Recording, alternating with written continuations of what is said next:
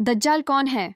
मदीने के यहूदी घराने में पैदा होने वाला साफ इब्न सैयाद या इब्न साइद दज्जाल है, जो पहले इस्लाम लाया फिर बाद में मुर्तद हो गया। हज़रत अब्दुल्लाह बिन मसऊद रज़ी अल्लाह ताला अन्हु कहते हैं, हम रसूलुल्लाह सल्लल्लाहु अलैहि वसल्लम के साथ थे। हमारा गुज़र बच्चों से हुआ जिनमें इब्न सैयाद भी था। तमाम बच्चे भाग गए लेकिन इब्न सैयाद बैठा रहा।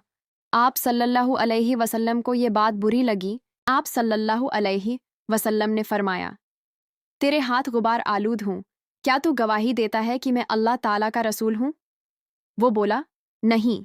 फिर इब्न सैयाद कहने लगा, क्या तू यानी हज़रत मोहम्मद सल्लल्लाहु अलैहि वसल्लम गवाही देता है कि मैं अल्लाह का रसूल हूँ?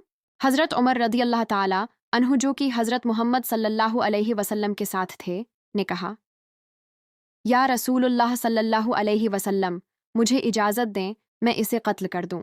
इर्तिदाद की वजह से यानी दीन इस्लाम को छोड़ देना।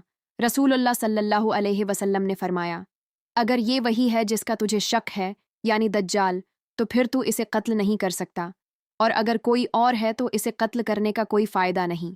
अहले इल्म की तहकीक के मुताबिक इब्न सैयाद ही वो दज्जाल है जिसे अल्लाह ताला के हुक्म पर फरिश्तों ने किसी जजीरे में बांध रखा है, और क़ियामत के करीब वो ज़ाहिर होगा।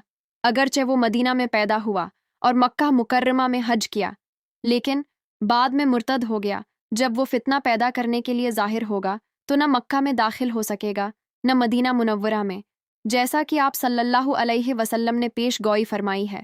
वल्लाहु आलमु बिस्सवाबी।